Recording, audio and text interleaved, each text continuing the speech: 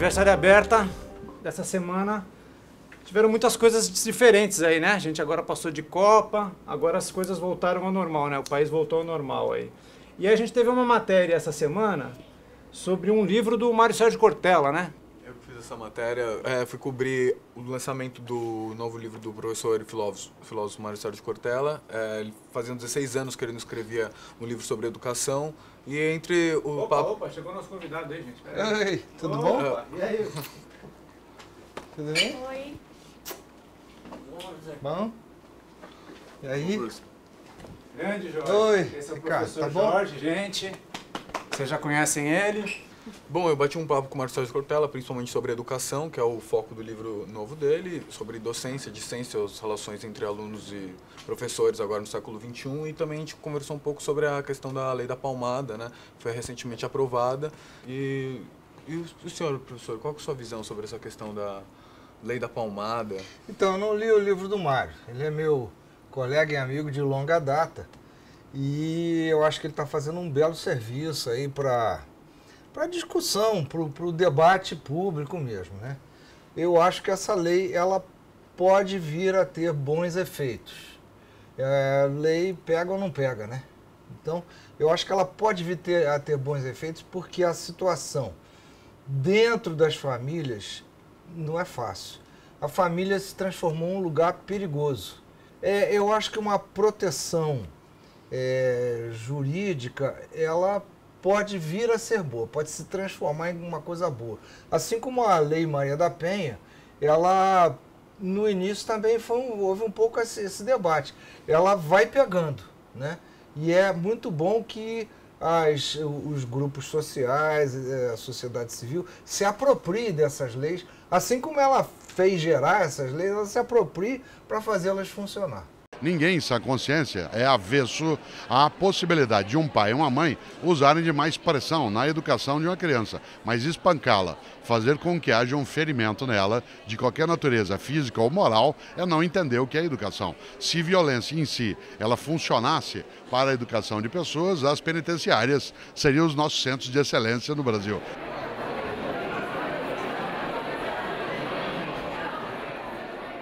A gente tem algumas coisas que podem ser sintetizadas até numa ideia. Por exemplo, nossos alunos são, na educação básica, do século XXI. Nós, professores, somos do século XX e uma parte dos métodos e avaliações são do século XIX. Se você observar, o modo de organizar os 3 séculos dentro de um mesmo espaço significa que esse entrave ele faz com que a escola no Brasil ela tenha uma série de momentos a serem ultrapassados. Por outro lado, é claro, as novas tecnologias trazem outra maneira de olhar o mundo, mas elas não substituem o modo como a educação presencial, a maneira como a relação docente-discente se deu já no tempo, que precisa ser trazido para hoje. Cada dia você levanta mais cedo e vai deitar mais tarde. Sempre com a sensação, inclusive, que devia ter continuado acordado. O professor Jorge também foi um dos responsáveis pela implantação de uma coisa muito legal aqui na PUC. Como é, Jorge? O que você implantou aqui que mudou tudo? Quem dera, né? Mudasse mesmo. Mas ela é uma coisa que tem potencial. O projeto chama-se Sou Solidário PUC-SP. E esse projeto tem uma aposta, o que é ótimo. Quer dizer, a gente não tem certeza. De repente, a gente atira no que vê e acerta em muito mais do que não vê, né? Então, esse projeto, a aposta dele é de que questões envolvendo solidariedade, elas são tratadas de certo por vários projetos próprios da PUC já há muitas décadas.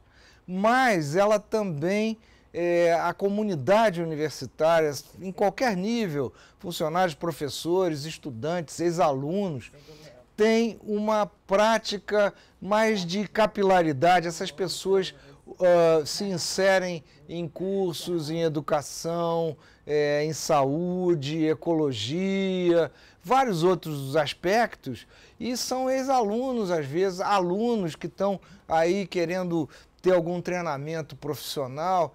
Então, a nossa meta, primeiro, é descobrir, garimpar essas pessoas, esses projetos, depois divulgar isso para que a comunidade, tendo esse conhecimento, se aproprie, colabore, interaja nesse nível.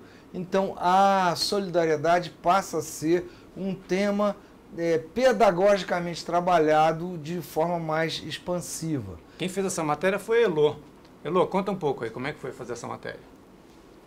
Foi muito interessante. Jorge, você começou a fazer essa pesquisa com base em uma outra, não foi? Foi uma outra pesquisa minha que era sobre a religiosidade do universitário. E aí a gente descobriu que 49% dos estudantes do primeiro ano, que era o alvo da nossa pesquisa, aliás, de 17 a 25 anos, era o nosso nicho, essas pessoas haviam praticado nos últimos 12 meses ou estavam praticando no momento da pesquisa alguma ação de voluntariado. Você notou que alguns cursos se destacaram nessa pesquisa, né? Alguns cursos que são os mais numerosos, na verdade. Eu achava que o direito ia estar em primeiro lugar, mas foi a FEA que está em primeiro lugar. E tanto professores, o pessoal tem um senso do social que não é só assim, economia, só capitalismo. Não, há uma coisa mais tipo terceiro setor e tal. As empresas desenvolvem muito isso também. E as pessoas não fogem a esse ambiente, pelo contrário, participam dele. Você está usando bastante o Facebook para isso, né? Então, aí a gente montou uma página no Facebook que você pode nos ver. Quer dizer, chama-se Sou Solidário PUC. Você procura no Facebook, PUC SP, né? E vai lá, curte, o questionário está online, pode fazer o questionário, pode postar seus projetos lá, tem gente que faz isso, convidar os amigos, é legal. Acho que a gente está criando uma dinâmica, pelo menos eu estou muito entusiasmado com isso. A página acaba sendo uma forma das pessoas se conhecerem. Então, tem gente que tem interesse em fazer algum trabalho solidário com crianças, vê que na página tem outra... Isso, você fez bem lembrar. A área de trabalho, a assistência, vamos dizer, a crianças é a mais numerosa. Acaba sendo uma troca, né? A página vira um portal, né? Feita essa entrevista com o Jorge, eu não podia deixar de falar com alunos da PUC que de fato estão envolvidos com algum tipo de trabalho voluntário. A primeira base do teto é você acabar com as moradias regulares, que são os barracos de papelão, essas coisas. Aí depois de construída todas as casas, acabado com essas casas irregulares, a gente tem um projeto com a comunidade, com cada comunidade, desenvolvendo elas, de acordo com o que os moradores falam. Porque a gente acha que a gente não pode ficar de fora e falar o que deve ser feito. A gente tem que ouvir eles e com o que a gente sabe, com o que a gente pode fazer, ajudar. Para as construções, o teto conta com a coleta de dinheiro nas ruas e arrecadações de empresas e voluntários. Muitos deles são alunos da PUC. São pessoas que acreditam no que você acredita. A gente está ali porque a gente acredita. Todo mundo trabalha, todo mundo faz alguma coisa. A gente doa parte do nosso tempo para lutar pelo que a gente acredita.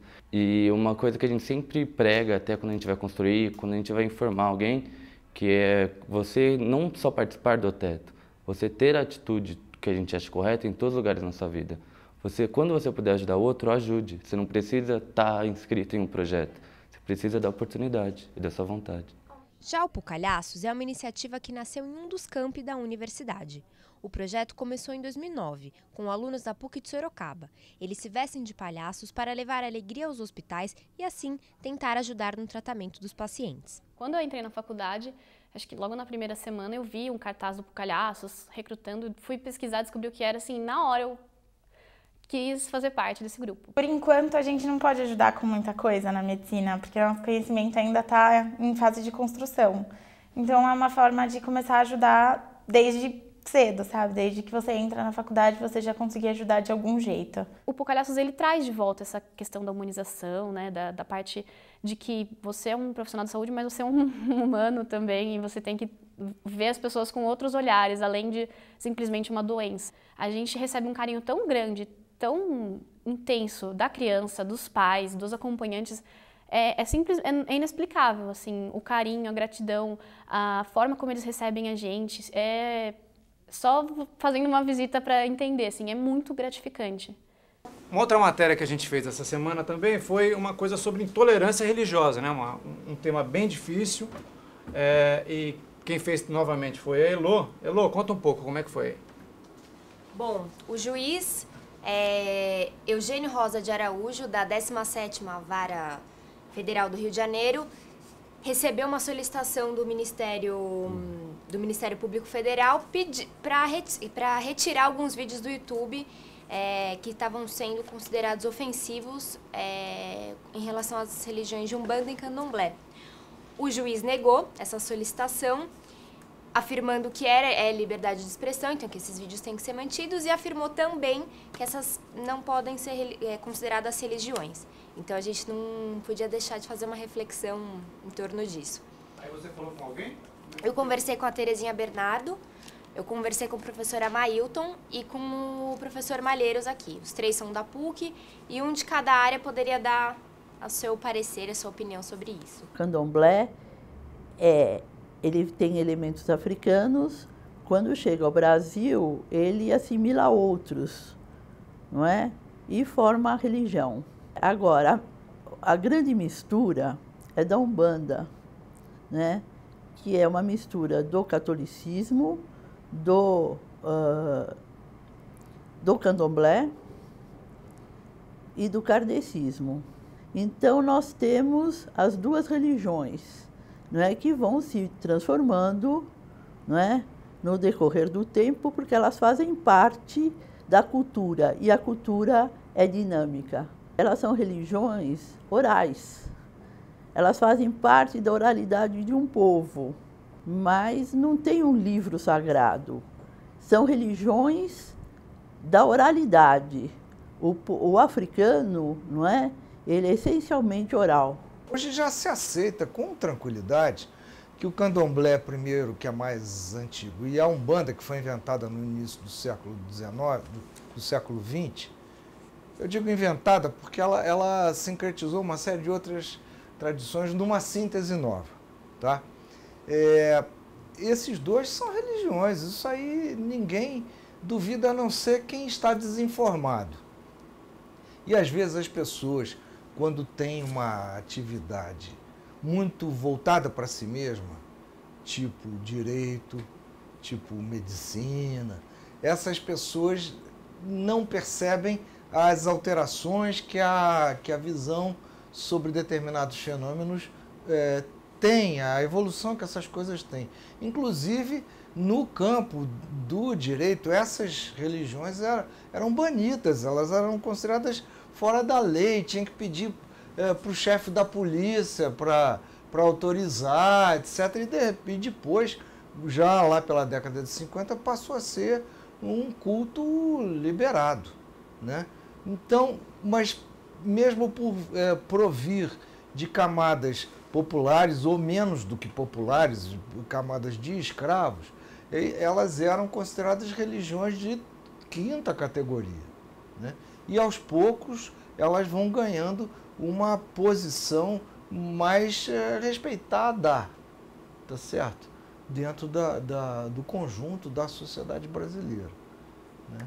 Você não acha que esse tipo de assunto, proibir, não proibir, tirar do ar, para uma religião que já, queira ou não queira, já é uma religião antiga, para a história do Brasil, ela já tem algum tempo. A gente ainda está discutindo uma coisa que já estava consolidada, põe uma religião e chega, né? Mas não é assim, é engraçado como em determinadas coisas a gente, na nossa sociedade, a gente se depara sem querer com a barbárie.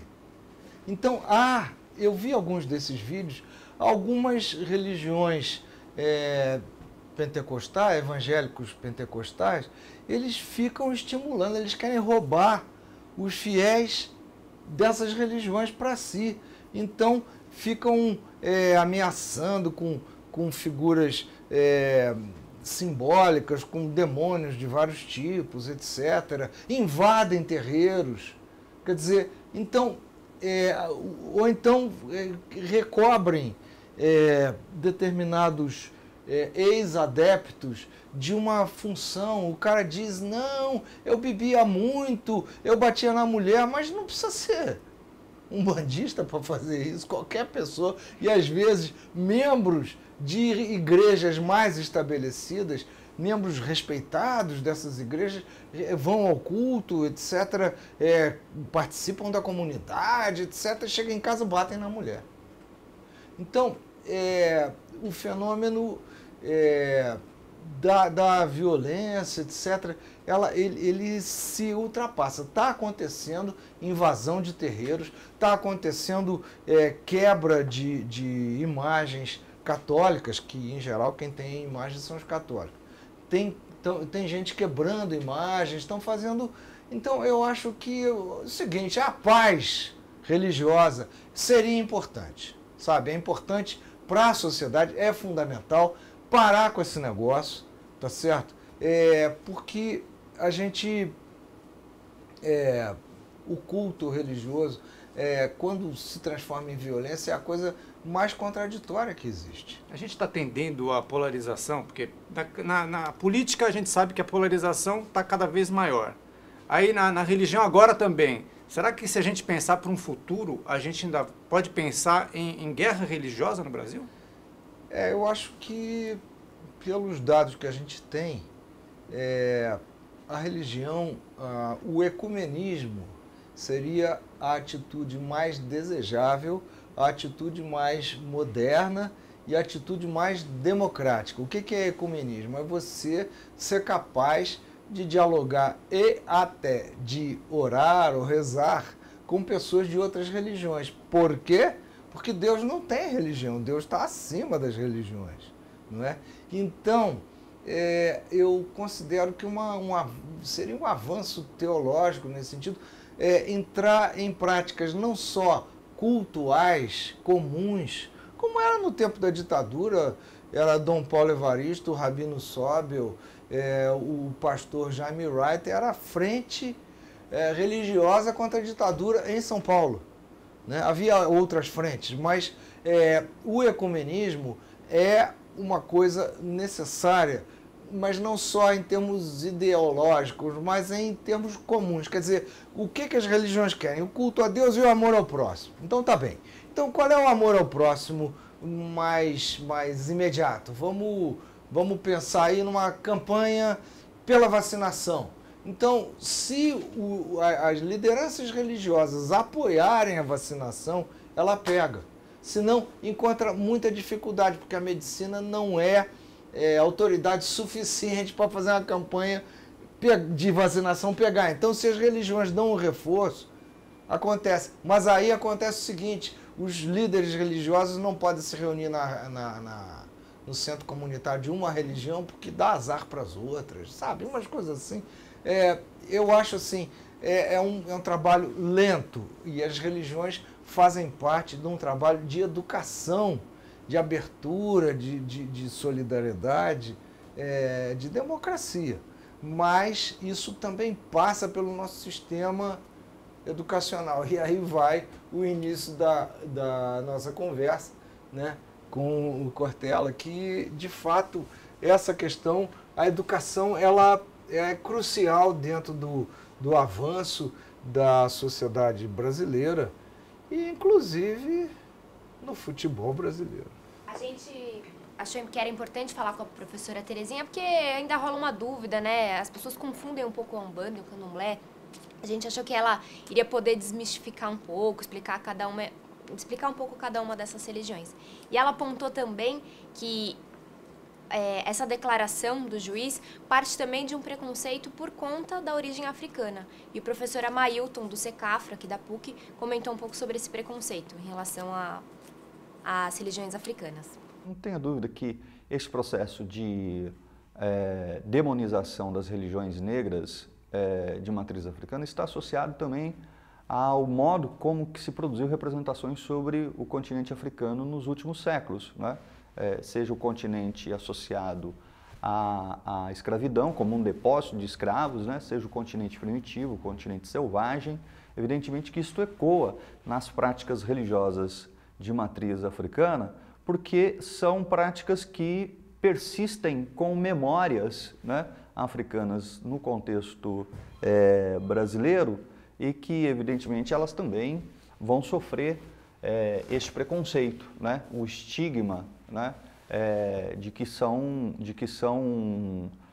magias, bruxarias, magias negras, feitiçarias demoníacas, né?